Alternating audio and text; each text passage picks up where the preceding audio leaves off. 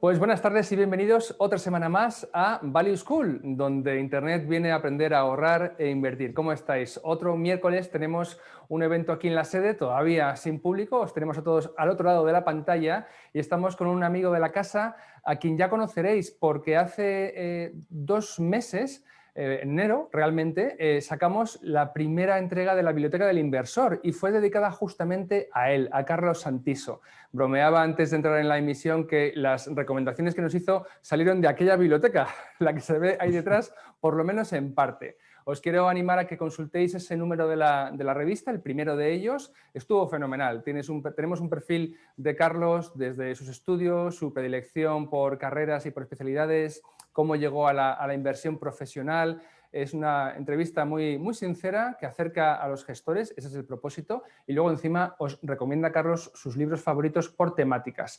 El enlace de descarga del PDF lo tenéis en la cajita de comunidad del canal de Value School, en el canal de YouTube, ¿de acuerdo? Ahí lo tenéis hasta que tengamos la nueva web en la que estamos trabajando ya y si Dios quiere en mayo estará lista. Bueno, pues habiendo anunciado ya a Carlos Santiso como protagonista de la Biblioteca del Inversor, vamos con él como ponente de esta tarde. Carlos Santiso es economista y máster en economía austríaca y de valoración de empresas por el OMMA. Y también es máster en bolsa y mercados financieros por el IEB. También ha cursado el programa de International Finance de la London School of Economics. Además, Carlos Santiso es Senior Portfolio Manager en Bank Wealth Management y gestor de los fondos Icaria Cartera Permanente e Icaria Capital Dinámico. Carlos Santiso, muy buenas tardes y bienvenido esta primera vez, espero que sean muchas, a Value School. ¿Cómo estás? Pues muy bien, Luigi. Encantado de estar aquí con vosotros y espero que contemos algo interesante para los oyentes. Bueno, no lo dudes, va a ser estupendo. Unas observaciones antes de comenzar. Esto vamos a hacer un evento tipo masterclass, con lo cual Carlos tiene una presentación muy elaborada. Carlos, ya puedes ir si quieres compartiendo las diapositivas mientras yo voy presentando. Con lo cual yo me voy a limitar a pasar vuestras preguntas que podéis consignar ya en la cajita de preguntas. Comentarios y observaciones irán a la del chat. Yo me iré a la cajita de preguntas para pasárselas a Carlos y le interrumpiré pues cuando llegue el momento. Aquellas preguntas que se queden un poquito para el final, haremos un barrido de 15 minutos en la última parte de la sesión, ¿de acuerdo? El vídeo durará como 1 hora y media y como sabéis siempre, al cabo de una semana y 10 días estará en el canal de YouTube y luego también en podcast en las plataformas habituales. Y dicho lo cual, Carlos, amigo, adelante, te cedo la palabra. Perfecto. Pues nada, como me ha presentado Luigi, soy Portfolio Manager en Bank, gestiono actualmente 2 vehículos, una cartera permanente y un fondo de renta variable. La presentación de hoy se va a centrar en la cartera permanente y vamos a tocar puntos. Sé que en los últimos años hemos hablado mucho de ella, pero hoy vamos a tocar puntos que no hemos visto en anteriores conferencias y que creo que son bastante interesantes, fruto de los estudios que estamos haciendo constantemente, porque a pesar de que la cartera permanente sea algo permanente, nosotros continuamos investigando sobre la misma prácticamente todas las semanas. Entonces, comenzando con la presentación, al final nosotros nos distinguimos, nuestros 2 fondos, no solo el de la cartera permanente, por poner el foco en la gestión del riesgo antes que la rentabilidad. Evidentemente, buscamos que nuestros fondos sean rentables en el largo plazo, pero sobre todo lo que buscamos es que sean seguros para que los partícipes que formen parte de ellos pues estén tranquilos. Sobre todo estamos dirigidos al perfil conservador, no es un perfil de fondo con altas volatilidades. ¿Por qué lo hacemos así? Pues porque básicamente después de 10 años dedicado en cuerpo y alma a esta profesión, algo que he identificado, no solo en los inversores, sino algo que he ido aprendiendo con el paso de los años, es que es muy difícil, la parte psicológica, aguantar los vaivenes del mercado. Al final, pues crisis como la de 2008, que supuso un 55% de pérdidas en el peor momento en renta variable, como la crisis del COVID, que supuso un 40% en pérdidas, hace que los inversores acaben vendiendo en los peores momentos. Eso es algo que tengo muy, muy claro, porque la mayoría de los inversores piensan que tienen un perfil de riesgo más elevado del que realmente tienen. Y lo que os traigo aquí, en esta gráfica de barras, es un estudio de JP Morgan desde 1996 hasta 2015, en el que todas las cuentas de clientes minoristas, como podemos ser cualquiera de nosotros, son auditadas y se obtiene la rentabilidad que han obtenido en ese periodo, anualizada, desde el 96 hasta el 2015. Bueno, pues el inversor medio de JP Morgan, que tengamos en cuenta que es un inversor más cualificado de la media, porque es un banco especializado, consiguió una rentabilidad del 2,1% anualizada, lo cual es inferior a la inflación. Mientras que en ese mismo periodo de tiempo el SP500 obtuvo una rentabilidad del 8,2% y el real estate, fruto de que en la crisis.com cayó bastante menos que la renta variable, obtuvo una rentabilidad del 11%. Entonces, para nosotros esto es básico. Tener dos vehículos en los que la gente se sienta cómoda porque hay menos volatilidad de la que soporta el mercado y sobre todo menos drawdowns, menos pérdidas latentes por el camino, para que no se tomen malas decisiones. Es lo que intentamos evitar. Por otro lado, también hacemos una divulgación activa de la educación financiera a través de todos nuestros canales, porque creemos que no invertir, desde luego que no es la solución. Hay que invertir de forma consciente y también invertir sí o sí para que la inflación no nos coma nuestros ahorros. Aquí lo que tenéis en el gráfico de la derecha es la evolución que habría tenido un dólar desde 1974 hasta el año 2020, que la pérdida sería de más de un 80%. La inflación es algo muy abstracto, que parece que no está ahí, pero que realmente está. O sea, realmente lo que veis en el gráfico es que nosotros con 1.000 euros en 1974, si existiese el euro, podríamos hacer una lista de la compra en el supermercado de X productos y en 2020 esa lista de la compra se reduce en un 80%. Entonces, esto deja latente de que la inflación, a pesar de ser algo muy abstracto, es algo muy importante, que es fundamental ser consciente de lo dañino que es para los patrimonios de cualquier ciudadano, sobre todo de nuestros ahorros. Comentaba la gestión del riesgo y bueno, este gráfico es muy representativo. ¿Por qué para nosotros es muy importante la gestión del riesgo? Uno, por el aspecto emocional que comentaba antes, y dos, por el gráfico que veis, bueno, la tabla que veis a la izquierda. Al final, recuperar una caída de un 50%, las matemáticas pueden ser muy puñeteras, conlleva una subida de un 100%. O sea, al final no es algo simétrico.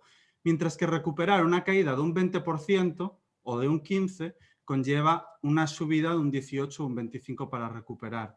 Es decir, cuanto más controladas sean las caídas, más sencillo es recuperar y antes recuperaremos nuestro capital. Además que no es lo mismo perder el 50% de nuestro patrimonio que perder el 20%. Psicológicamente es muchísimo más duro. Y siempre lo digo, no es lo mismo verlo en una tabla de Excel que verlo realmente en tu cuenta del broker, del banco o de lo que corresponda. Es muy diferente. Por lo que es muy importante que cada persona conozca su propio perfil. Ya entrando en la materia de la cartera permanente, ¿por qué para mí la cartera permanente cumple con todo lo que acabo de citar? Porque aquí lo que tenéis es la evolución desde 1973, que es desde cuando los datos financieros son más fiables, de los principales activos que conocemos, como son la bolsa americana, la deuda americana, bueno, la bolsa, la deuda, AAA y el oro, los principales activos del mundo. Como veis, salvo la curva que está más en negrita, más resaltada, las demás pues, son bastante volátiles, teniendo caídas del 50, 60, en el caso del oro, por encima del 60%. En cambio, la cartera permanente, a pesar de estar compuesta por activos volátiles, y esto es la clave de la composición de la cartera permanente, tiene un comportamiento muy poco volátil. Trasladándolo a números, la bolsa y el oro tienen una volatilidad por encima del 15% y la cartera permanente entre el 5 y 7, lo cual es prácticamente un tercio. Y esto se nota en la psicología del inversor, se nota en las pérdidas que tendremos que sufrir por el camino y se nota que si tenemos claro el plan y conocemos bien en lo que estamos invirtiendo, vamos a cometer muchísimos menos errores porque nos vamos a desviar en muchos menos casos. ¿En qué consiste la cartera permanente para el que no lo conozca? Una breve introducción. Al final, la cartera permanente lo que intenta es humildemente aceptar que el futuro es impredecible y afronta que el futuro es impredecible, intentando por medio de una base de activos equilibrada combatir cualquier estado económico con el que nos podemos encontrar, que es de lo que va a tratar esta ponencia, adentrarnos en esos escenarios económicos. Porque una forma es decirlo, como podemos leer en el libro, la cartera permanente vale para cualquier ciclo económico, y otra cosa es profundizar en el ciclo y verlo realmente, que es lo que yo considero que es importante y que la mayoría de libros que tratan el tema escasean en determinados escenarios. Creo que se quedan demasiado cortos. Entonces, la cartera permanente, sobre el papel, es una cartera que con 4 activos consigue comportarse razonablemente bien, sea cual sea el escenario económico. Este es básicamente el planteamiento de la cartera permanente. ¿Cuáles son esos 4 activos? Oro, para combatir escenarios no de inflación, lo veremos a continuación. Digamos que el oro nos ayuda a combatir los escenarios más peligrosos, que son dudas sobre los estados soberanos, dudas sobre las monedas fiat o la inflación de la mala, que comentaremos luego qué significa esto, la inflación mala. Hay 2 tipos de inflación, la inflación buena, que es fruto del crecimiento de la economía, y la inflación mala, que viene derivado de dudas sobre la moneda o sobre los estados por un excesivo endeudamiento. Por otro lado, tenemos el efectivo, que es el único activo que, salvo en periodos de alta inflación, se comporta relativamente bien.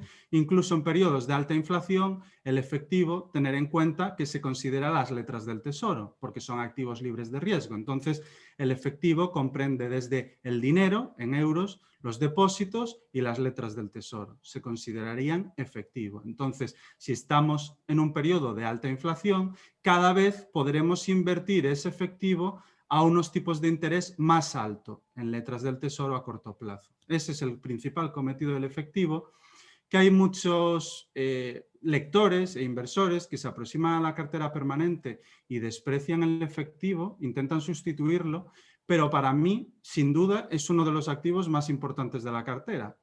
En realidad, todos los activos son igual de importantes, pero jamás prescindiría de la parte del efectivo en una cartera permanente porque tiene una labor fundamental en los momentos más complicados y veremos cuáles son.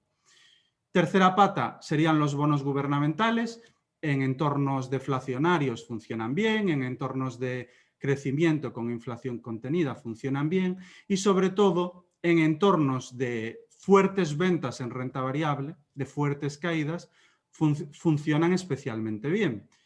Siempre lo digo, pero por recordarlo, salvo en 1994, los bonos gubernamentales en correcciones de más de un 30% siempre han acolchado las pérdidas de la renta variable. Es cierto que ahora estamos en un entorno muchísimo más complicado y nosotros que tenemos un alto conocimiento del mercado de renta fija explicaremos nuestro punto de vista al respecto, pero no ha habido excepción, y la crisis del COVID tampoco ha sido, en la que la renta variable haya caído más de un 30% y los bonos AAA, esto es fundamental, no hayan servido para acolchar las pérdidas. Y por último, las acciones, que como todos sabréis son empresas, yo siempre lo entiendo como empresas, nos permiten beneficiarnos del crecimiento económico. Entonces, ahí no hay demasiado que explicar. Digamos que va a ser una de las patas que más tire de la cartera. Aquí esto encaja muy bien con cómo somos nosotros. Nosotros nos hemos leído todos los libros de Brown. En mi caso he escrito un libro de la cartera permanente, que es el libro más actualizado que existe, porque está actualizado a cierre de 2020, donde en vez de coger material y contenido de otros libros, todo nuestro contenido es propio. Y esto os lo cuento porque nosotros, por mucho que algo venga escrito en un libro, nunca lo damos por cierto, siempre lo investigamos. Y os cuento todo esto por el gráfico que vemos a continuación. El gráfico que vemos a continuación intenta resumir de una forma excesivamente simple cuáles son los activos que funcionan bien en función de la inflación y del crecimiento. Pero es un gráfico que no es del todo cierto. Hay partes ciertas y partes que no lo son del todo. Me explico. El oro, en un escenario de alto crecimiento, de una aceleración del crecimiento económico y en un escenario de una aceleración de la inflación, no tiene por qué hacerlo realmente bien. Si los tipos reales se vuelven positivos, más positivos, es decir, si suben los tipos de interés por encima de la inflación, algo que hemos visto en todos estos años, vivimos en un entorno de deflación, digamos, el oro puede hacerlo bien incluso con inflaciones bajas. Pero si hubiese inflación creciente y los tipos de interés subiesen a un mayor ritmo que esa inflación, que es precisamente lo que estamos viendo estas semanas, es muy importante que reflexionéis sobre este punto. Desde que ha empezado 2021, como habréis escuchado, la inflación es uno de los temas de moda, de lo que más se habla. Sin embargo, el oro no lo ha hecho bien, está en pérdidas en el año. Pues según este gráfico, el crecimiento se está acelerando porque venimos de una ralentización fruto del COVID, la inflación está creciendo y el oro lo está haciendo mal. ¿Por qué es debido a esto? Porque el oro, en entornos en los que los tipos de interés suben más rápido que la inflación, no lo hace bien. Es decir, cuando los tipos reales se vuelven más positivos, el oro lo hace mal, y cuando los tipos reales se hacen más negativos, el oro lo hace bien. Y esto es muy importante y tiene una explicación que es puro sentido común, lo he explicado muchas veces. Básicamente, el oro es el activo, la reserva de valor que disputa al dólar la hegemonía como reserva de valor. O sea, el dólar en sí también es un refugio.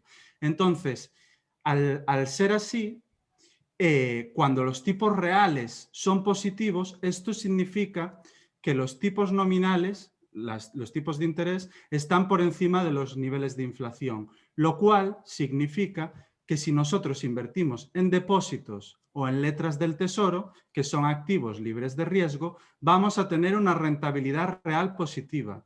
Esto significa que obtendremos una rentabilidad por encima de la inflación, algo que a día de hoy no sucede. A día de hoy los tipos reales son negativos.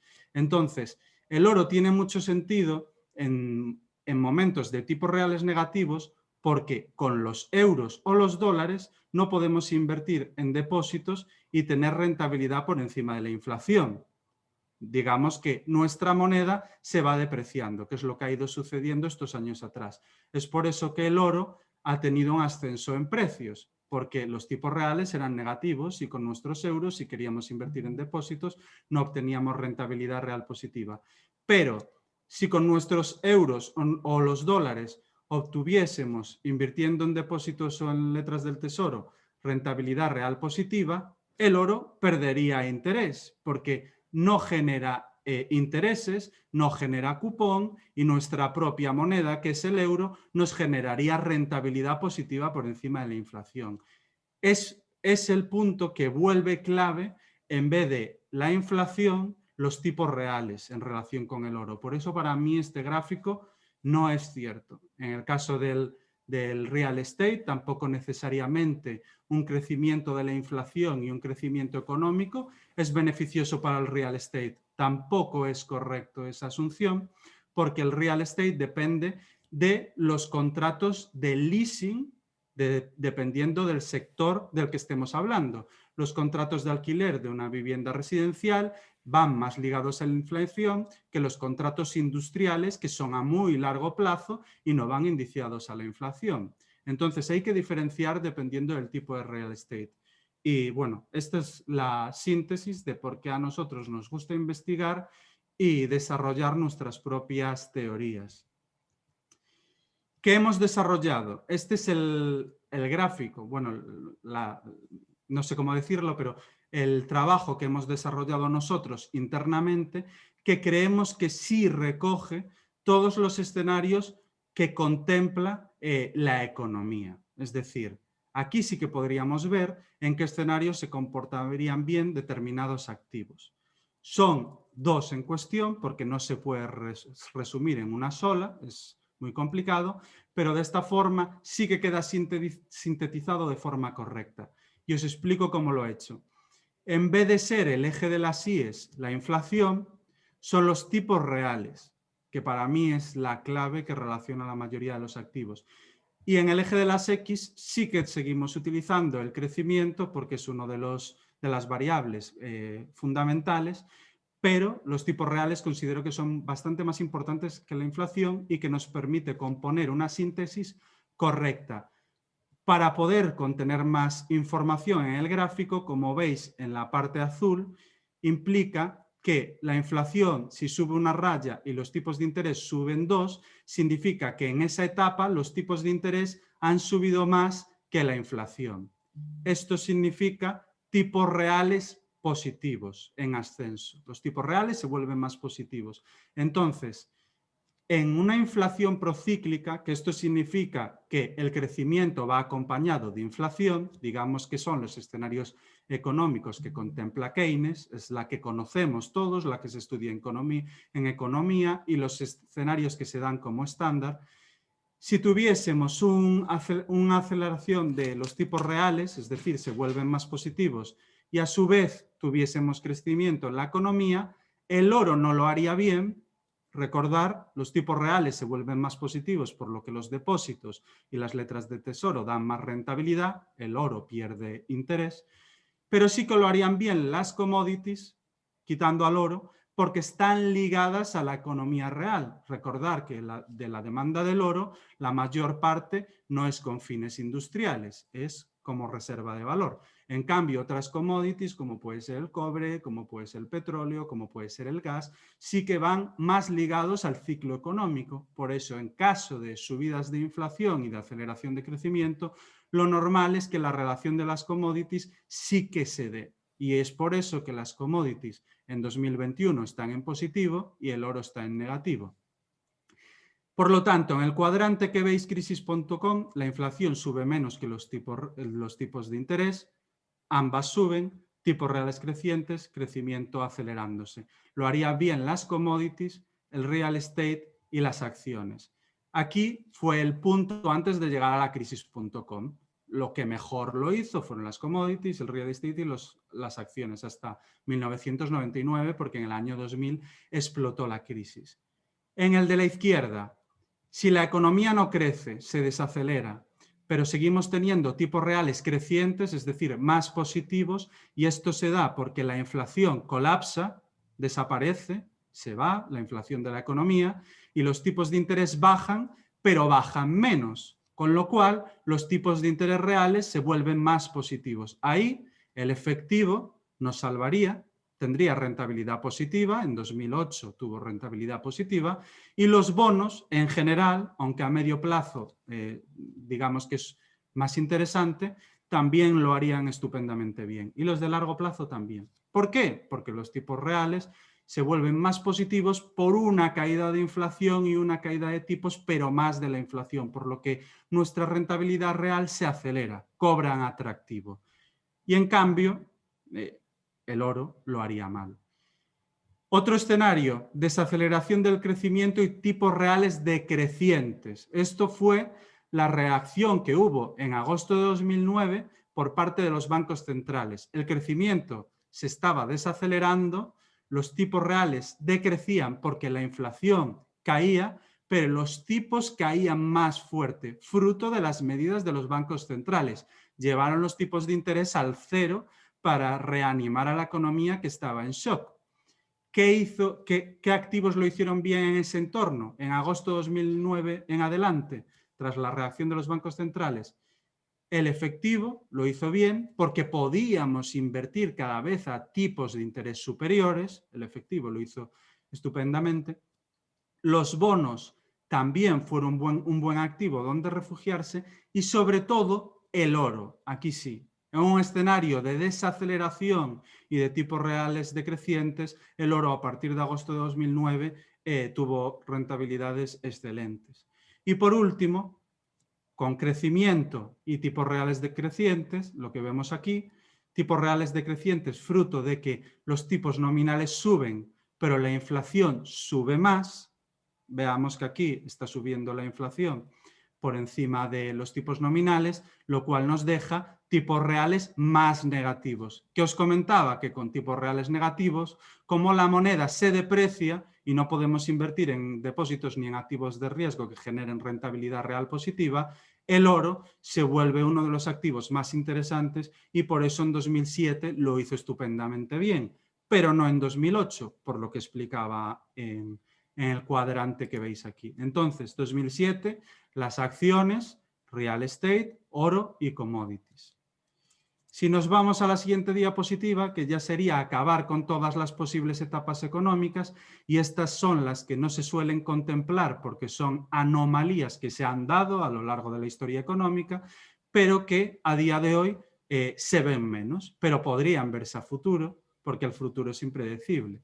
Entonces, volvemos sobre lo mismo. Si se acelera el crecimiento y los tipos reales crecen, fruto de que la inflación colapsa más que los tipos, caen los tipos de interés menos de lo que cae la inflación, tipos reales crecientes, el oro lo haría mal, la bolsa lo haría bien, los bonos lo harían bien, porque la inflación desaparece y los tipos bajan, y el efectivo lo haría muy bien. Es un escenario que se ha dado en el siglo XIX, es un entorno en el que vivimos durante gran cantidad de años. En cambio, con aceleración de crecimiento, pero tipos reales decrecientes, escenario contrario, se va a la inflación, cae un poco, pero los tipos de interés nominales caen bastante más. Aquí, sin ninguna duda, efectivo, bonos y acciones serían los grandes beneficiados. Las acciones porque la economía sigue creciendo, el efectivo y los bonos porque los tipos de interés se derrumban. Y es otro escenario que vivimos en el siglo XIX. Si nos pasamos a los cuadrantes de desaceleración del crecimiento económico, que lo vivimos en la estanflación de los 70, con tipos reales crecientes y desaceleración del crecimiento, el único activo que lo hace bien, tengamos en cuenta que los tipos de interés suben mucho más que la inflación y la inflación también sube, el único activo que lo haría bien sería el efectivo. Y es por eso que que es el escenario más peligroso, cuando se vivió la subida de tipos de Volcker, el único activo que nos puede proteger de todos los que existen es el efectivo, porque cada vez estamos reinvirtiendo a tipos más altos por encima de la inflación, rentabilidad real positiva. Y por último, en un escenario de desaceleración del crecimiento, como fue la estanflación de los 70, los tipos reales decrecientes, la inflación sube bastante más que los tipos. En los 70 la inflación se fue a niveles por encima del 10%, el oro multiplicó por encima de las 3 veces, hizo un rally espectacular, también fruto de la ruptura del patrón oro, pero entre otros motivos porque se encuentra en el escenario más favorable, como os comentaba al principio. En resumen, estas dos bolas contemplan todos los posibles escenarios que podríamos encontrarnos. Es un repaso de todos los escenarios que hemos vivido en los últimos 50 años, escenarios que hemos vivido en el siglo XIX, todos están contemplados.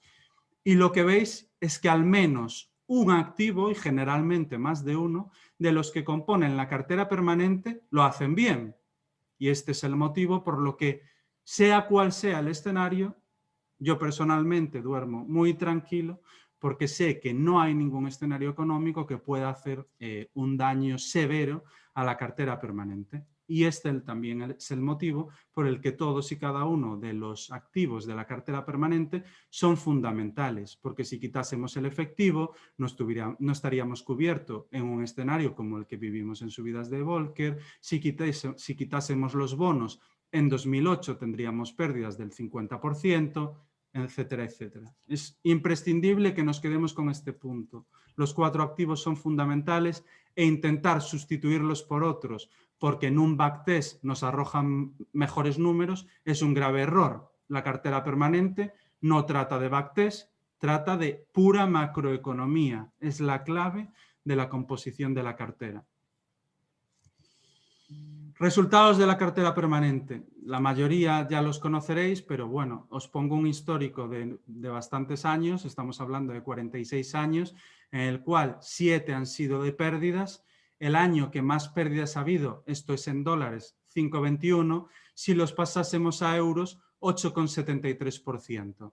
Es decir, un camino muy tranquilo. El año más dañino en euros, un 8,73% de pérdidas, que desde luego que encaja con un perfil conservador, porque algo que también tenemos que asumir es que en inversiones quien quiera obtener rentabilidad necesita asumir algo de riesgo, algo, siempre es necesario, y más en el entorno actual.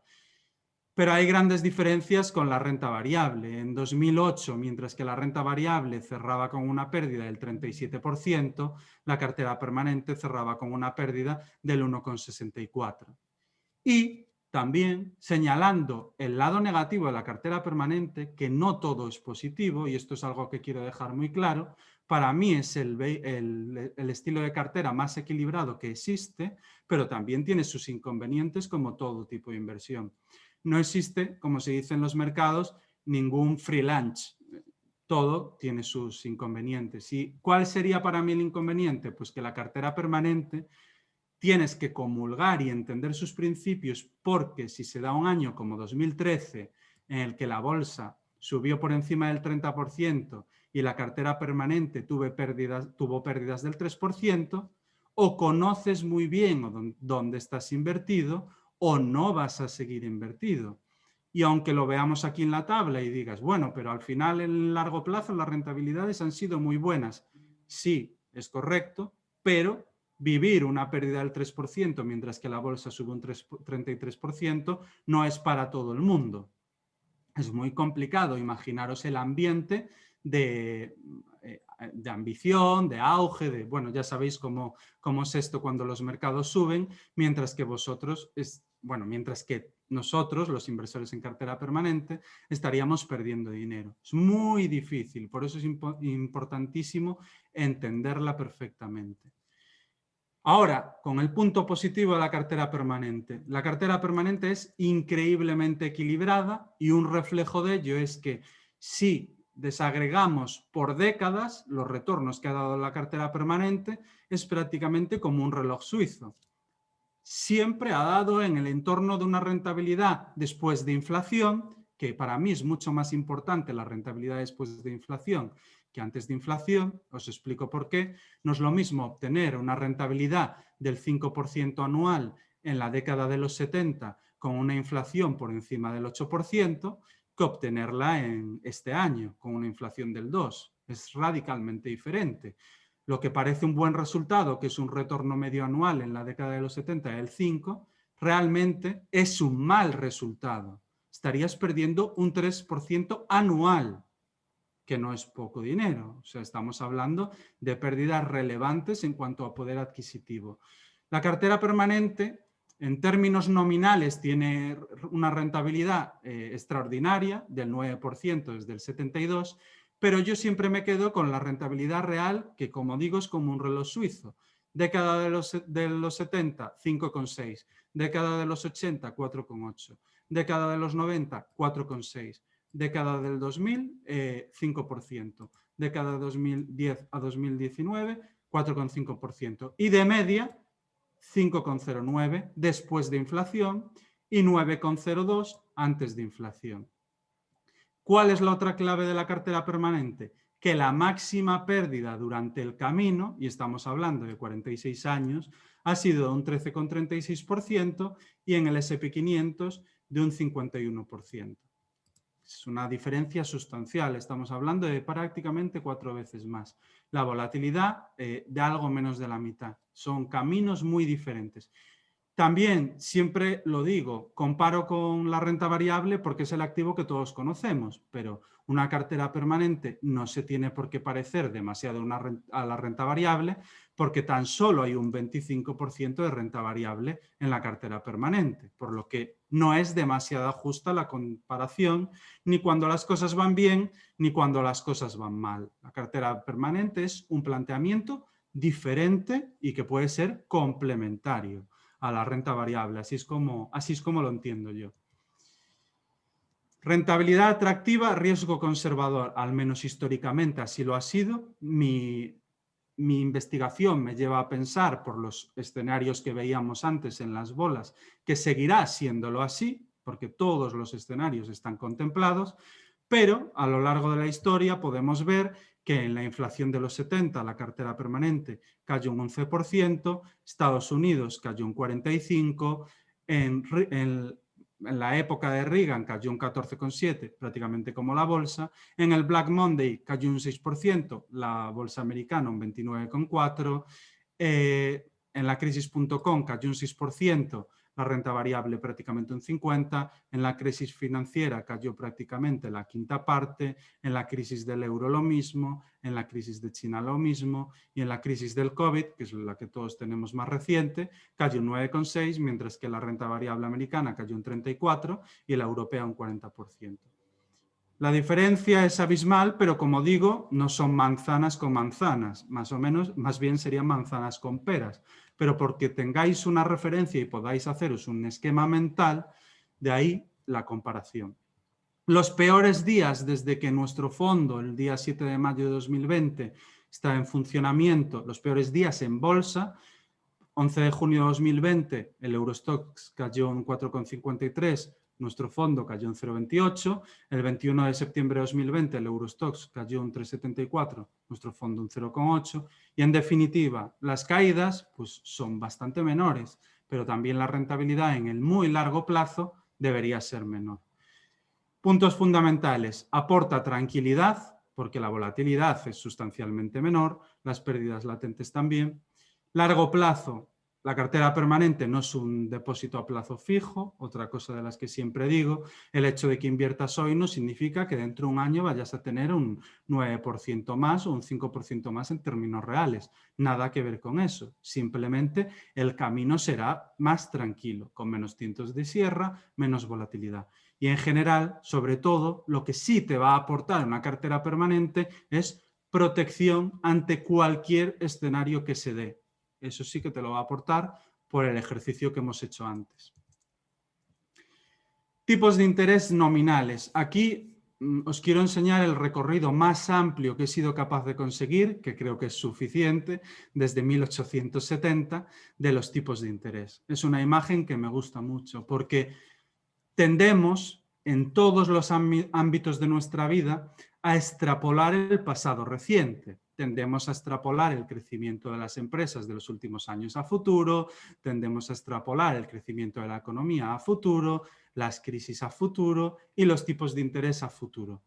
Que llevemos X años con tipos de interés en mínimos históricos no conlleva que esta situación tenga que convertirse en algo normal y tenga que convivir con nosotros de por vida. Por eso os traigo los tipos de interés con el histórico más extenso posible. En 1899 los tipos de interés estaban cercanos al 3% y en una serie de años, no demasiado, estaban por encima del 5%.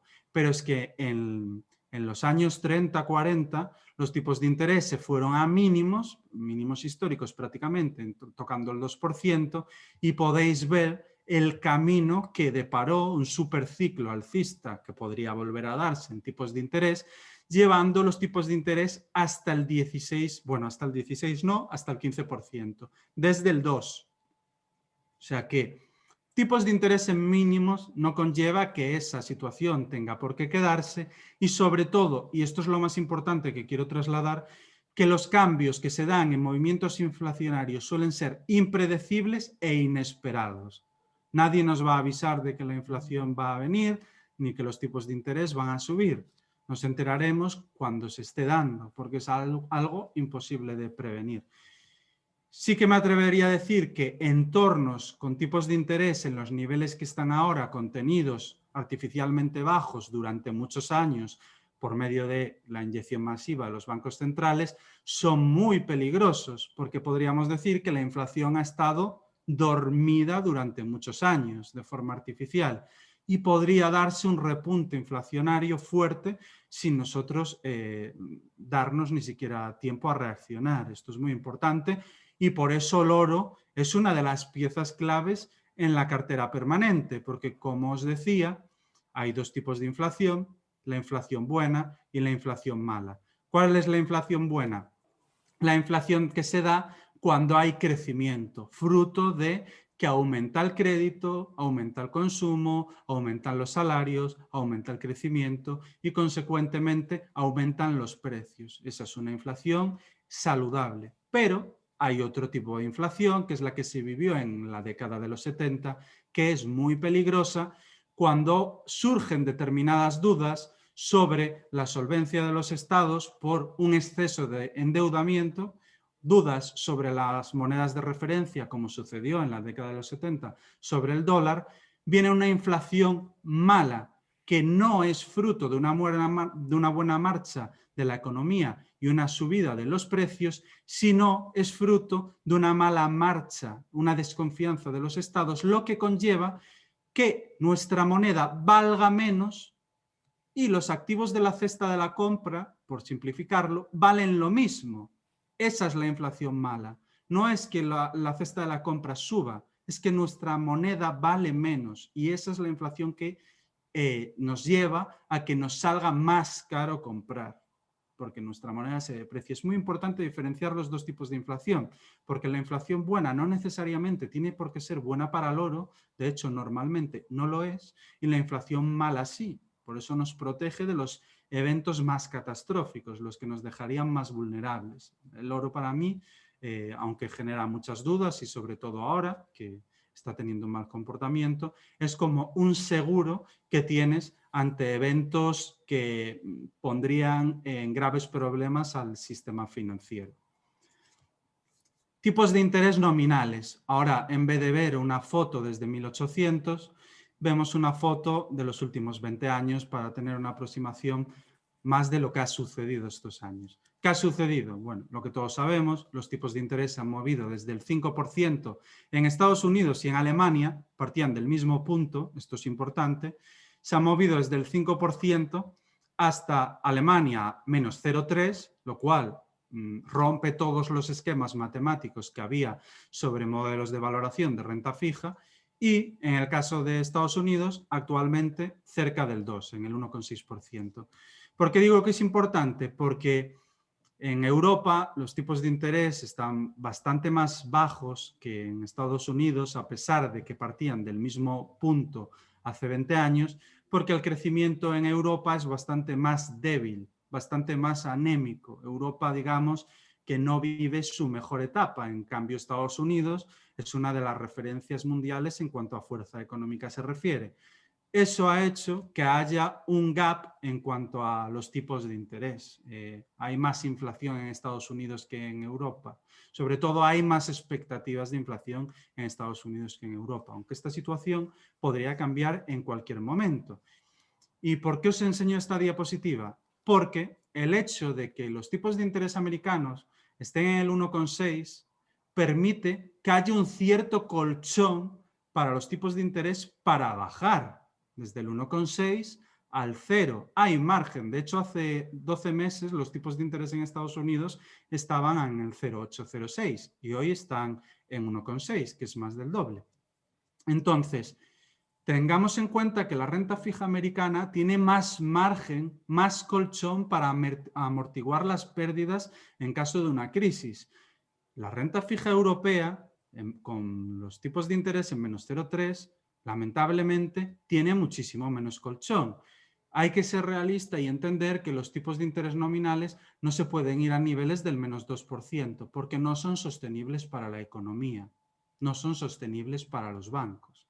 Es algo que los bancos centrales no van a permitir y por eso inyectan dinero, entre otras cosas, de forma masiva, porque su máximo interés es que llegue a la inflación. Por lo cual, mucho cuidado con la diferencia entre el colchón de un bono americano y un bono europeo. El margen es bastante menor. Este punto es también, igual que el gráfico de las bolas, es de cosecha propia. Sobre este hemos estado trabajando muchas semanas. Es un punto que consideramos muy importante al que no habíamos llegado antes. Como decía, estamos constantemente investigando sobre nuevas ideas que nos surgen. Esta fue una de ellas, analizando el comportamiento del oro, y nos llevó a un razonamiento sobre la cartera permanente para nosotros muy importante que nunca hemos visto mencionarse en ningún sitio, que es la cartera permanente, tal como se inventó, que la inventó Harry Browne, todos lo sabemos, se inventó en Estados Unidos, a pesar de que todos sabemos que se puede componer en diferentes países, Harry Browne la pensó para Estados Unidos. En su libro mencionaba que se podía componer en otros países, pero él idealmente en todo momento pensaba en Estados Unidos. Y tiene su lógica, y es lo que vamos a desengranar aquí.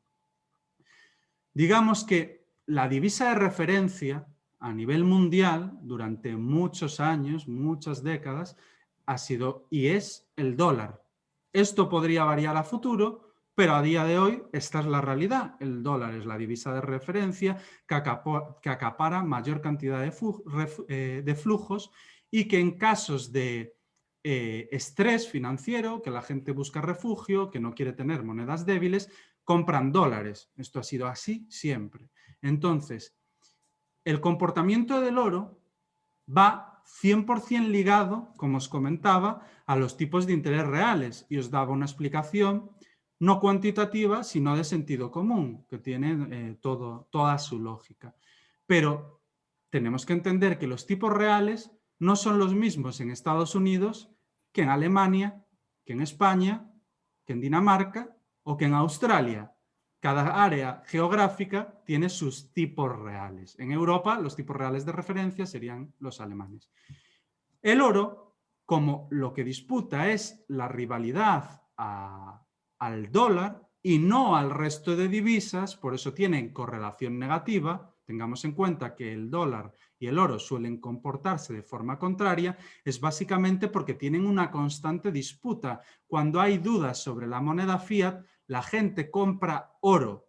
Y cuando no hay dudas sobre la moneda fiat, pero hay tipos de interés reales positivos, la gente compra dólar. O cuando hay problemas en los mercados financieros, pero no hay dudas sobre las monedas, la gente compra dólar.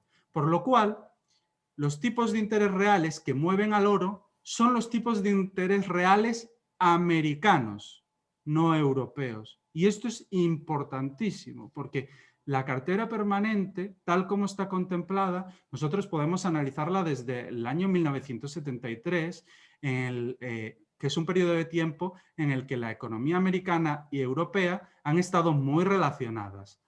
Prácticamente todas las economías desarrolladas han estado muy relacionadas, pero tenemos que ser consecuentes con los principios de incertidumbre de la cartera permanente y esto a futuro podría no ser así.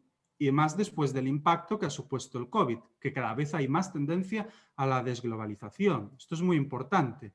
Quizás cada vez haya menos relación entre las economías y esto sería un problema para las carteras permanentes no americanas, porque el comportamiento que esperamos del oro está referenciado a los tipos reales americanos.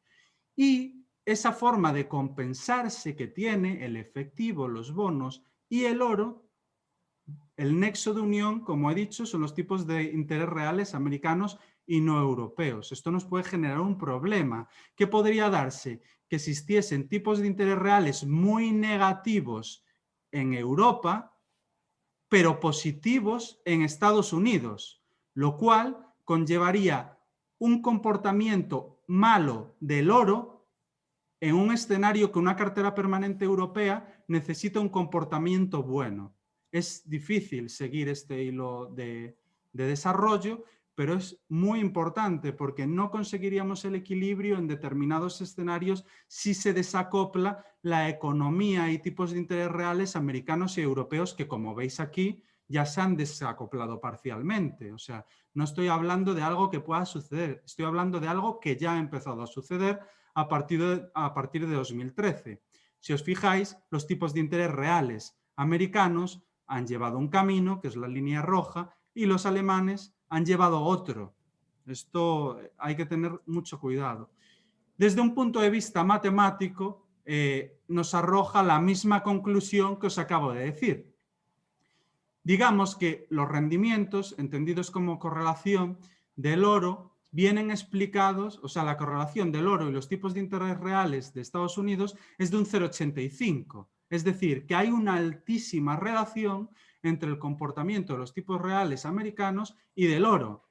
como os venía explicando, no solo es una explicación que tenga lógica a nivel macroeconómico, sino que también tiene lógica a nivel cuantitativo. Por eso hemos hecho el ejercicio. En cambio, los tipos de interés reales, los tipos de interés reales de Alemania y el oro tienen una correlación nula de 0,28. O sea, no hay una relación. Y sobre todo, los últimos años, como os he indicado, cada vez es menor. Entonces, esto nos lleva a una conclusión, que es que la cartera permanente más real es la cartera permanente americana, lo cual no significa que solo debamos invertir en una cartera permanente americana, pero sí debemos tener en cuenta que podría haber comportamientos inesperados en otro tipo de carteras permanentes. Carlos, ¿te podría hacer una pregunta? Sí, sí, con las que Mira, vale, pues se están acumulando ya algunas y quizás sea un buen momento para responder quizá alguna de ellas. Nacho Breña te pregunta por qué comparas el oro con los tipos reales a medio plazo, a 10 años, y no a largo plazo, más de 20 años. El plazo realmente no es del todo relevante. Hemos hecho el ejercicio con los tipos reales de 5 años, de 10 y de 30. Es básicamente para poder tener un mayor histórico, porque los tipos de interés reales antes del 97 es difícil conseguirlos si nos vamos a los tipos de interés reales a 30 años. Entonces, la relación es la misma, hay una relación positiva, siempre y cuando el precio del oro esté invertido, que es lo que veíamos en el gráfico, lo que vemos aquí. La relación es similar, sigue habiendo una alta correlación, pero los tipos de interés reales de 10 años nos permiten ir más atrás. Es básicamente porque son datos más sencillos de conseguir y que tienen toda la lógica. Tengamos en cuenta que los tipos de interés de referencia más líquidos, los que la gente más suele invertir, son el 10 años, el Bund y el T-Note. Muy bien, y una segunda pregunta por parte de Wenceslao, que te agradece la presentación y te pregunta cómo encajan los bonos en la cartera permanente ante el actual escenario de tipos cada vez más y más negativos y parece que no tiene fin. ¿Es un escenario que Brown contempló en alguna ocasión?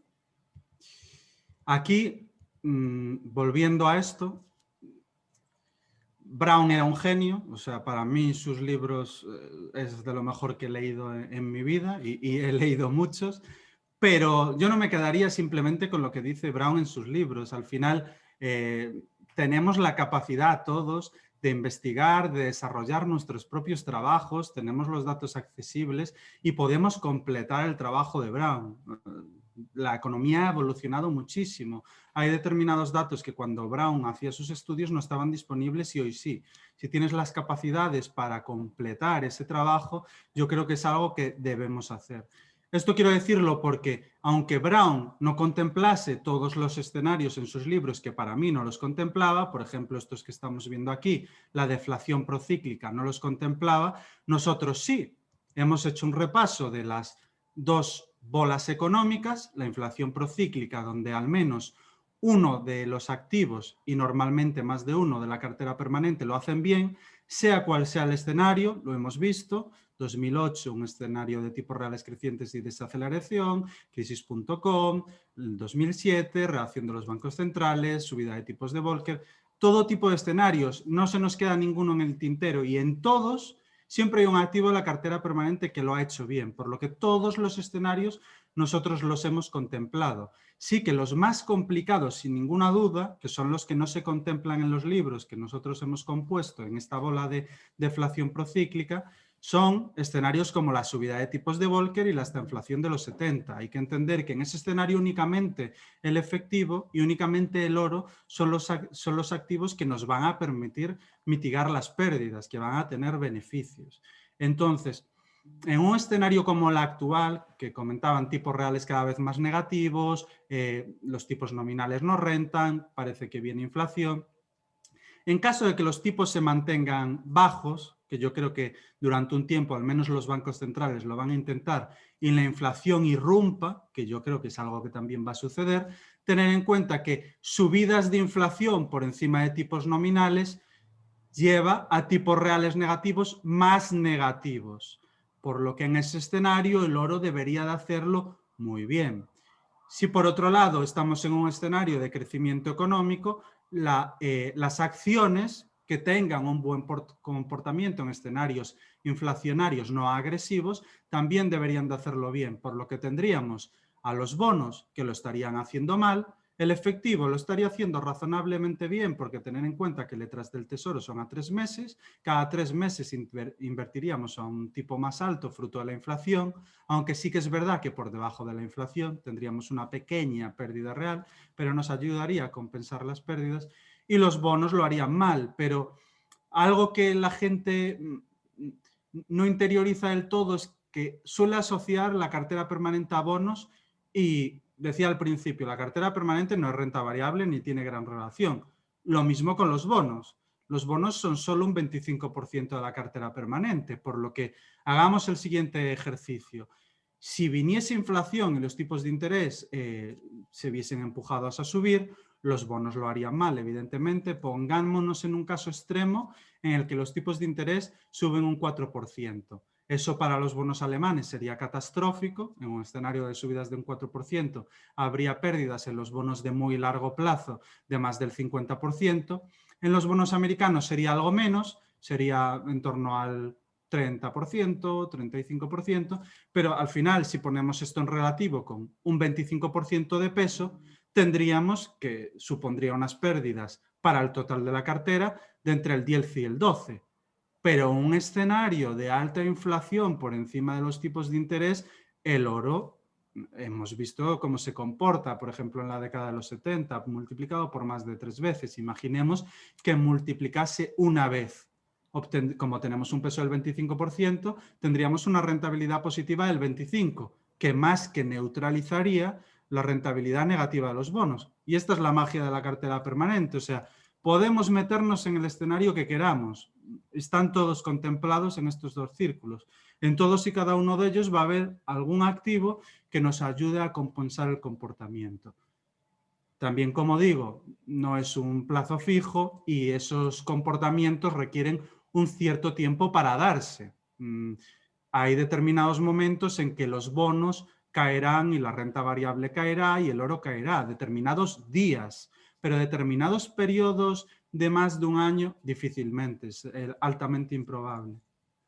Muy bien, Carlos, muchas gracias. Creo que queda bastante claro que lo más conveniente es pensar en la cartera como un todo, ¿no? Las preguntas acerca de cómo lo va a hacer un tipo de activo o acaso incluso dos, a veces se desvanecen si uno piensa que es que simplemente es una fracción de la cartera completa, que es la criatura que nos va a rentar y la que se va a comportar. Es un todo. Analizarla por partes quizá a veces nos lleva a una perspectiva un poco miope, ¿no? Totalmente. Es que al final tendemos a pensar este activo es un error. Y no sé por qué siempre se relaciona la cartera permanente con los bonos cuando tampoco tiene un peso excesivamente elevado en bonos. Es algo que suele asociarse, pero que no tiene demasiada lógica. Es tan solo un 25%. Muy bien, adelante, por favor. Gracias. Vale, siguiendo con la presentación, hemos visto la parte de la cartera permanente americana, es la que mantendrá el equilibrio, mientras que el dólar siga siendo la divisa de referencia. Si dentro de 20 años el dólar no es la divisa de referencia, perdería estas características, tenemos que saberlo. La cuestión es que mientras que no lo pierda, seguirá manteniéndose esa relación tan directa entre tipos reales, que realmente es inversa, entre tipos reales y oro. El MSCI World fue una alternativa que nosotros trabajamos, incluso llegamos a tener en el fondo, y después de estudiar profundamente decidimos descartar. Decidimos descartar una vez lanzado el fondo, o sea que fue una decisión que tomamos bastante arriesgada porque a nadie le gusta cambiar una vez que ya está el fondo en marcha, pero porque nos demos cuenta de que había determinados puntos en los que nos quedábamos cojos. El problema de montar una cartera permanente donde la parte de renta variable sea el MSCI World es que pierdes todo su equilibrio. Tengamos en cuenta siempre los escenarios económicos que vemos en la bola. Todos esos escenarios económicos hacen que los activos de un determinado área geográfica se compensen entre sí. Si nosotros metemos el MSCI World y bonos alemanes, básicamente estamos invirtiendo casi un 70% en Estados Unidos casi un 10% en Japón y demás países que no tienen nada que ver con la economía alemana y que si tendemos a una desglobalización, incluso a día de hoy no tienen demasiado que ver, pero si siguen estas tendencias de desglobalización cada vez tendrán menos que ver, por lo que esa compensación entre todas las partes no la vamos a tener. Si miramos un backtest, el MSCI World evidentemente en una cartera permanente ha dado buenos resultados, evidentemente sí, porque lo único que ha hecho desde el 73 prácticamente ha sido subir, pero a nosotros no nos gustan nada los backtests, los utilizamos para mostrar una realidad, pero componemos desde una base macroeconómica, esa es la clave, y tiene desde un punto de vista macroeconómico, que es la potencia y en lo que se fundamenta la cartera permanente, incluir el MSCI World con bonos europeos, en mi opinión no, a pesar de que es algo que nosotros tuvimos en cartera, pero decidimos rectificar porque perdíamos equilibrio. O sea, hay determinados escenarios complicados donde no funcionaría realmente bien. Y también añadir que invertir en Europa, y esto es algo que también hemos desarrollado muchas veces en redes sociales y que cada vez hay más gestores que también lo mencionan, que hay un paper de Fidelity, que es una de las gestoras más importantes del mundo, que lo desarrolla estupendamente, que el riesgo divisa de un índice no está relacionado con la moneda en la que cotiza. El riesgo divisa de un índice está relacionado con los ingresos, la procedencia de los ingresos de las compañías que lo componen. Y me explico. Nosotros invertimos en el Eurostoxx 50 y estuviese, que creo que a día de hoy ya no está, Telefónica, nosotros, en compañías como Telefónica, como Santander, como SAP, compañías internacionales que son multinacionales gigantescas, tenemos riesgo divisa. ¿Por qué? Porque el 50% del negocio de Telefónica está en Brasil. El 50% del negocio de Santander está también en Brasil. El 50% del negocio de otras compañías está en emergentes. Y el valor de una compañía no es otro que el descuento de los ingresos que genera a valor presente. Entonces nosotros descontamos en otras divisas y consolidamos, si estamos en Europa, en euros. Pero invertir en Europa tiene riesgo de divisa, exactamente igual que invertir en el mundo, o sea, exactamente igual.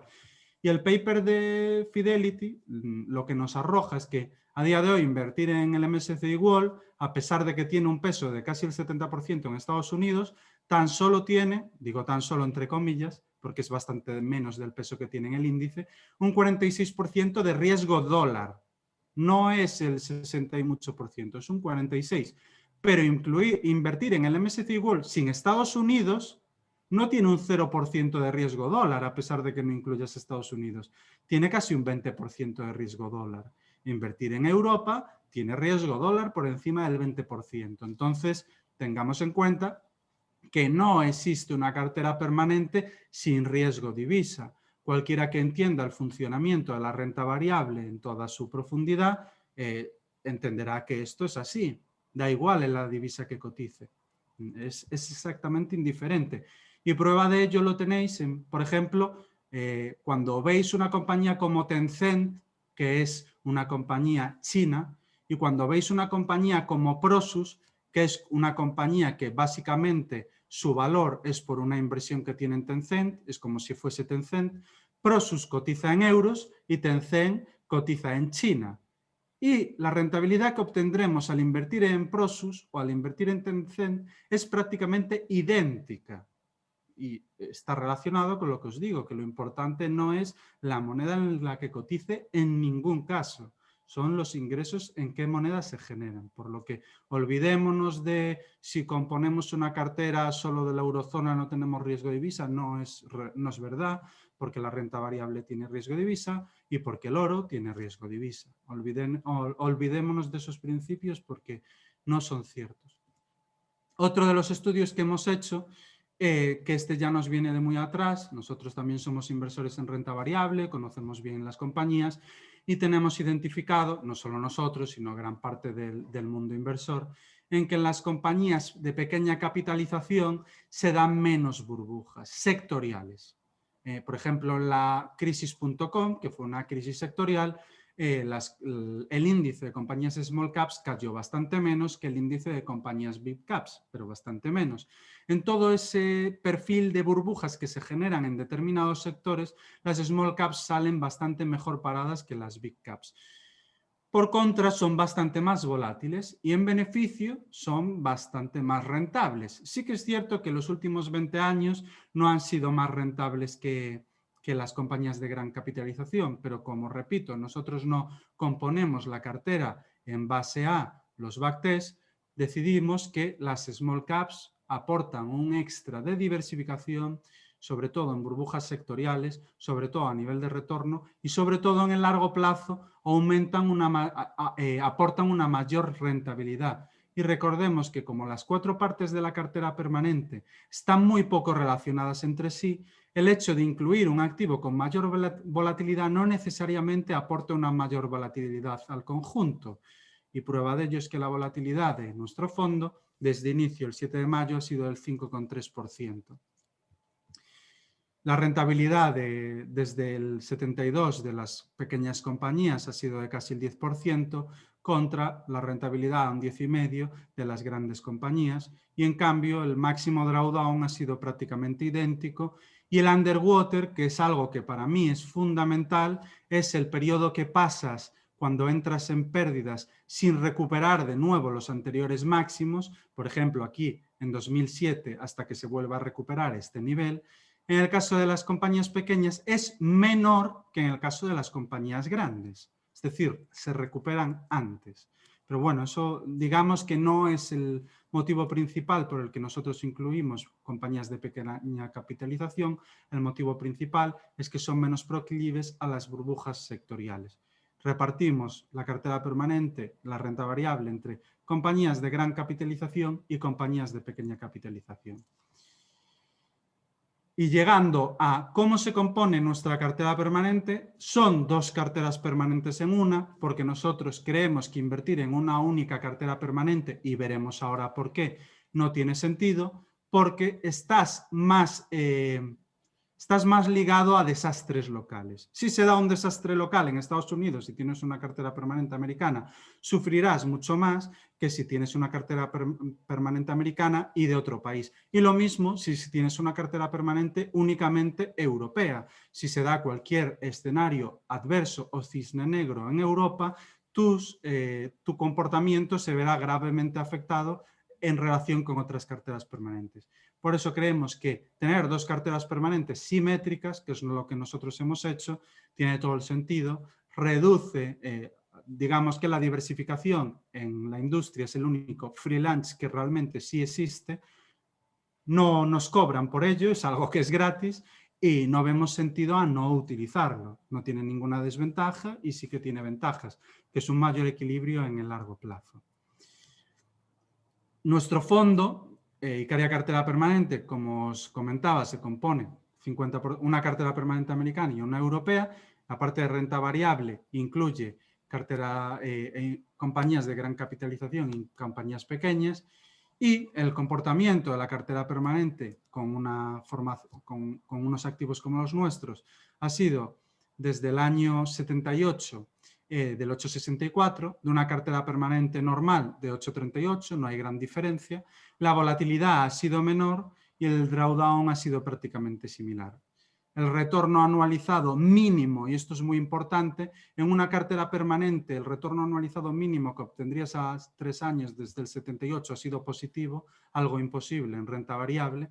Y bueno, básicamente lo que creemos es que tenemos un freelance, algo gratis por mayor diversificación, no empeoran los retornos y estamos bastante más tranquilos. En los momentos de más pérdidas ha caído ligeramente menos una cartera como la nuestra que una cartera permanente europea, que es lo que yo denomino Harry Brown Permanent Portfolio, pero salvo en la crisis de subprime, en todas las demás ha caído un poco menos. Pero son rendimientos muy parecidos. Al final no es eso lo que nos lleva a tomar la decisión, tampoco es la rentabilidad, simplemente es diversificar riesgos locales. ¿Por qué diversificar riesgos locales? Porque otro ejercicio que hemos hecho son carteras permanentes locales alrededor de diferentes países. Igual que la cartera permanente australiana se ha comportado de forma extraordinaria, la cartera permanente suiza también, la canadiense ha sido algo espectacular, la cartera permanente japonesa, aunque aquí parezca que lo ha hecho bien, lo ha hecho en relativo con el resto de carteras permanentes bastante mal. Entonces, si tenemos una cartera permanente local, vamos a obtener buenos rendimientos, pero corremos el riesgo de que esos rendimientos en relativo se vean claramente mermados contra otras carteras permanentes. Como es algo gratuito, diversificar, no veo el motivo de no hacerlo. Aquí tenéis la síntesis de los resultados de las carteras permanentes. La cartera permanente australiana, una rentabilidad es del 85, de 8,61 y la bolsa del 10, pero, y esto es lo importante, la máxima pérdida de la cartera australiana ha sido de un 11,42 y de la bolsa de un 45. Y sobre todo, el underwater, que es el periodo que estás en pérdidas en cualquier momento, ha sido de 1 año y 8 meses y en el caso de la bolsa australiana de 5 años y 6 meses. Lo mismo sucede con la cartera suiza, las pérdidas son prácticamente de una quinta parte.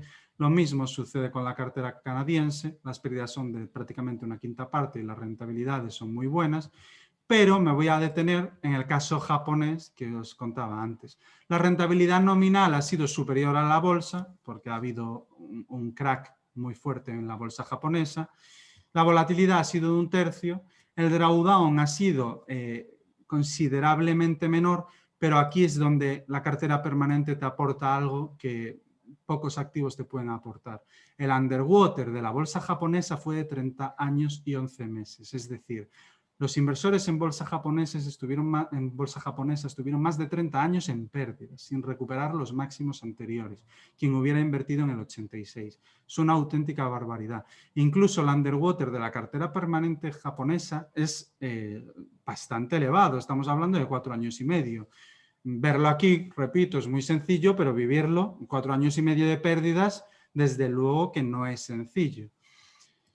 Entonces, la reflexión que os hago, este ejercicio lo he hecho con muchos más países, la reflexión que os hago es que los retornos son muy similares independientemente de cuál sea el país, pero diversificando entre varios países conseguimos reducir el caso de que sea un escenario japonés que conllevaría en una cartera permanente casi 5 años en pérdidas, lo cual no es nada difícil, o sea, nada fácil de llevar, muy importante. Y el resumen de todo esto, pues, es esta imagen que más que ejemplificarlo no tiene otro objetivo. Finalizando, mi cartera personal, mucha gente me lo pregunta en nuestro grupo de Telegram, que resolvemos dudas constantemente. Quien quiera participar puede verlo en nuestra página web. Siempre me preguntan, Carlos, ¿qué posicionamiento me recomiendas? Primero, yo no puedo recomendar ningún posicionamiento a pesar de ser gestor, pero básicamente porque las condiciones de cada persona son únicas y eso es importantísimo. Quiero decir que tengo miembros de mi familia, como por ejemplo mi abuelo, que está 100% invertido en Icaria cartera permanente, como mi padre, que también lo está, o, pues por ejemplo, como mi tío, que está 50% cartera permanente, 50% nuestro fondo de bolsa. ¿Cuál es mi caso? 50% cartera permanente, 50% nuestro fondo de bolsa. Podría asumir bastante más riesgo porque llevo muchos años trabajando en esto y conozco cómo funciona. A mí las pérdidas latentes no me preocupan, conozco muy bien las reglas del juego, pero me arroja una rentabilidad en el largo plazo que considero más que satisfactoria. Tampoco invierto para hacerme millonario, simplemente que me ayude a ganar libertad con el paso de los años y con el paso del fruto de mi trabajo, con el cual disfruto, por el cual pues me voy a un perfil más conservador de lo que debería, porque, bueno, para dormir muy tranquilo. ¿Qué obtendría alguien que invierte en cartera permanente? Pues un riesgo. El futuro es impredecible y no podemos saber si esto se va a repetir. De hecho, añadir que yo soy más negativo con todos los activos, incluido con la cartera permanente a futuro, de lo que ha sido en pasado. No espero los mismos retornos ni en bolsa ni en una cartera permanente. Quiero dejar esto claro, por lo que para mí el backtest tiene cierta validez. Sí que estoy seguro de que la cartera permanente cumplirá con su objetivo, que es proteger en cualquier escenario, pero los retornos en el pasado de la cartera permanente han sido estos, de alguien que invirtiese 70% en cartera permanente, 30% en renta variable, la rentabilidad habría sido esta, con este drawdown aumenta, como veis, del 13,55 al 21%. Quien haya invertido como yo, 50% en una cartera permanente, 50% renta variable, el drawdown ya se va al 29%, pero la rentabilidad también aumenta considerablemente. Y quien haya invertido todo en bolsa, que también es una opción perfectamente válida para determinados perfiles, pues habría tenido una pérdida latente gigantesca, pero también una rentabilidad considerablemente superior. Entonces, bueno, como todo, rentabilidad, riesgo. No hay fórmulas mágicas, es cosa de cada perfil saber qué pérdidas latentes está dispuesto a asumir, qué perfil de riesgo está dispuesto a asumir, y ese es el ejercicio que cada uno debe hacer. Y la imagen de lo que veis en la tabla de arriba es pues, que la renta variable es el activo más rentable en el largo plazo. Esto debería de seguir siendo así, no os voy a engañar, a pesar de que gestione un fondo de cartera permanente. Y las carteras permanentes, como veis, pues los comportamientos son increíblemente más estables. Es el beneficio, renuncias a rentabilidad por seguridad. Es una cuestión de balancear. Última slide, y ya no me extendo más, que creo que me he ido un poco de tiempo. Los costes son muy importantes en el largo plazo, que os voy a decir, la mayoría lo habréis escuchado en las conferencias que se dan en Value School, que hacen una labor increíble respecto a este aspecto y muchos otros. En nuestro caso, como consideramos que es importante, hemos puesto una comisión de gestión muy baja. Yo diría que en los fondos mixtos está entre las más bajas que se pueden encontrar en España. Una comisión de depositaría del 0,1 que vamos a intentar reducir, estamos en ello. Nos deja una comisión muy competente. Los gastos de comisiones de intermediación son prácticamente cero, porque es una cartera permanente, hay rebalanceos, pero hay muy pocos. Otros gastos, los gastos de los ETFs, aunque invertimos en los ETFs más eficientes, con menores costes. No he comentado el valor que aportamos, que es mucho, sobre todo en la parte de renta fija. A nosotros no nos gusta nada invertir la renta fija a través de ETFs, lo hacemos a través de bonos, creemos que es fundamental porque a través de los bonos podemos componer una duración, que es el riesgo que tiene la renta fija, apropiada para una cartera permanente. Y un ETF no te permite hacer eso, por lo que a mí personalmente los ETFs no me gustan nada para la parte de bonos, pero absolutamente nada. Teniendo en cuenta todos los costes, el TER del fondo estará de media en torno al 0,7%. Eso es lo que nosotros estimamos teniendo en cuenta todos los costes.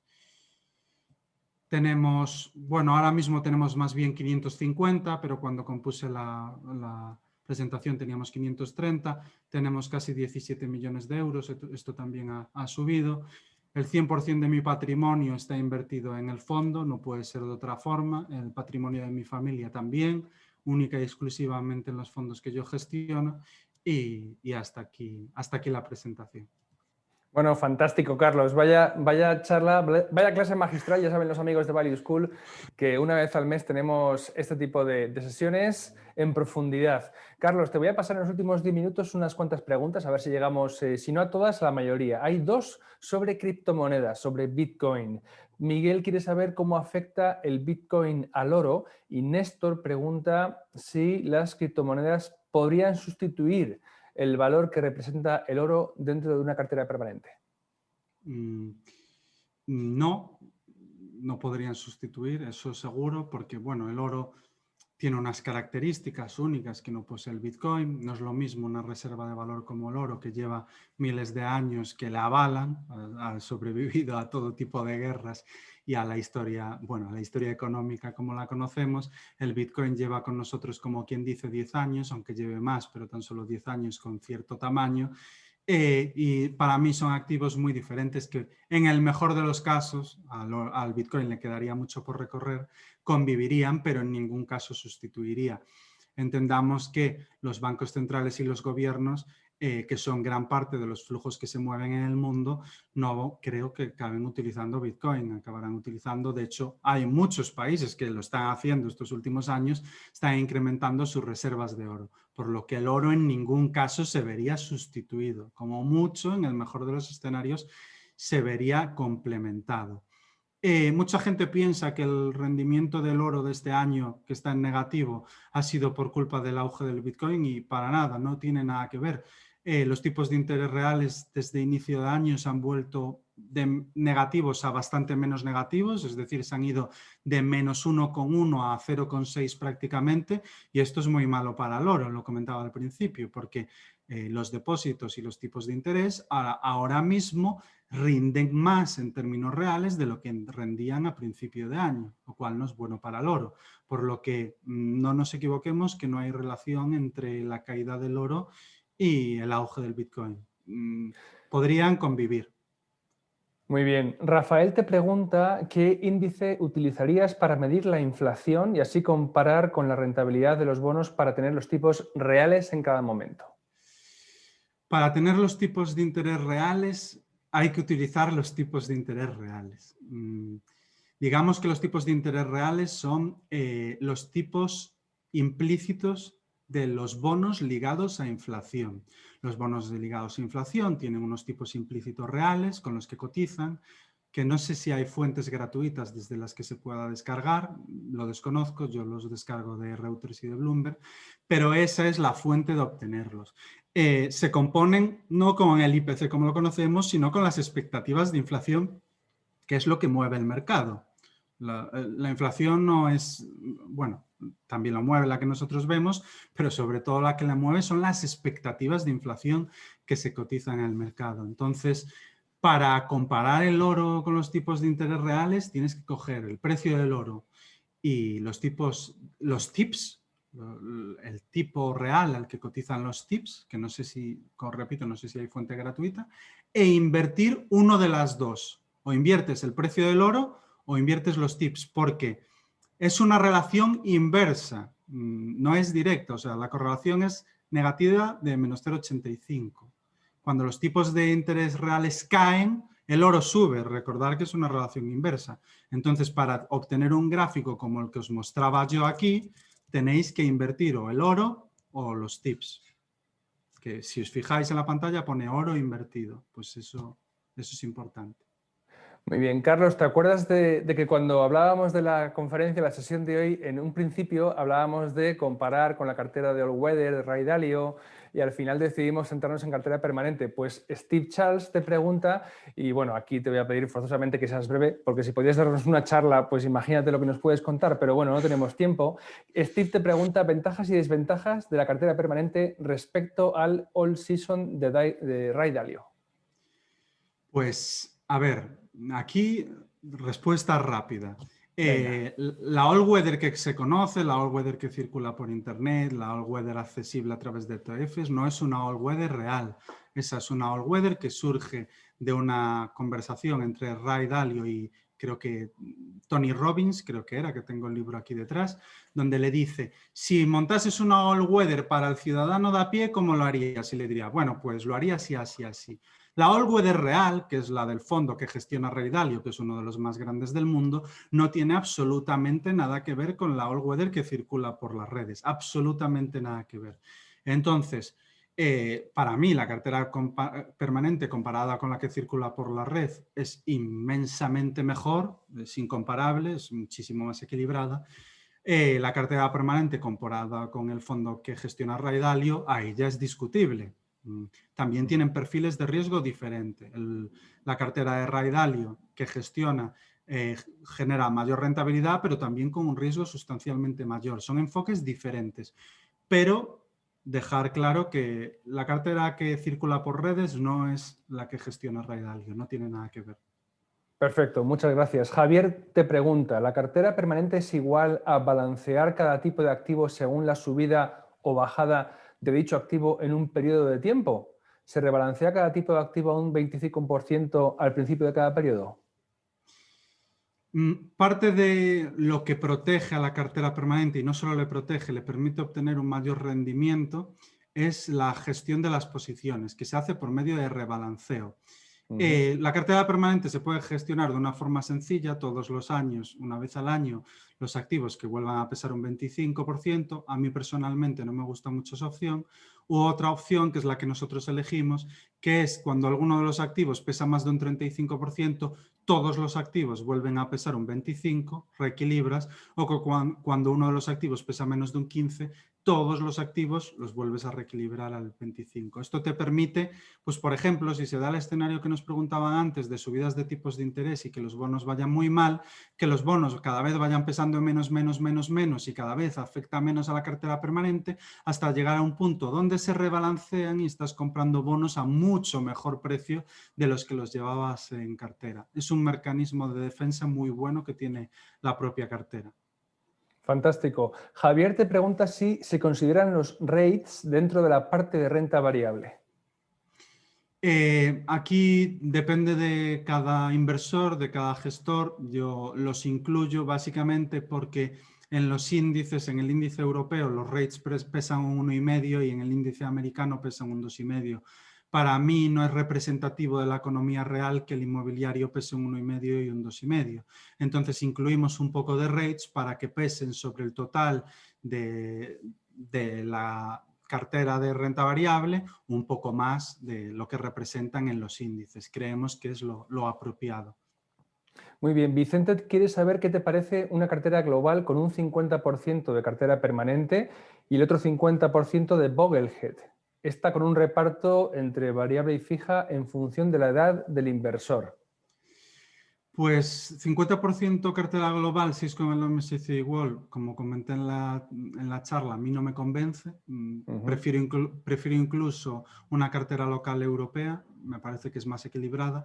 En cuanto al otro 50% Boglehead, a mí las carteras Bogle, a pesar de que me parecen una opción estupenda, bastante mejor de la que podríamos encontrar en determinados bancos en términos generales, no es una opción que me convenza del todo porque hay demasiado peso en bonos. Igual que os decía que en la cartera permanente hay tan solo un 25%, en una cartera Bogle lo normal es que haya un 40% y me parece una exposición excesiva, sobre todo teniendo en cuenta en el momento en el que estamos. Estamos asumiendo un riesgo de tipos de interés bastante elevados. La gente se ciega un poco por el comportamiento de los bonos de los últimos 40 años, pero fijémonos en el gráfico. Este ha sido el comportamiento de los tipos de interés los últimos 40 años, que cuanto más caen los tipos de interés, más suben los bonos. Nos hemos encontrado en el mejor escenario de la historia, pero si de ahora en adelante viviésemos un escenario como ese, desde luego que no ofrecería un comportamiento ni parecido al que han ofrecido en una cartera 60-40.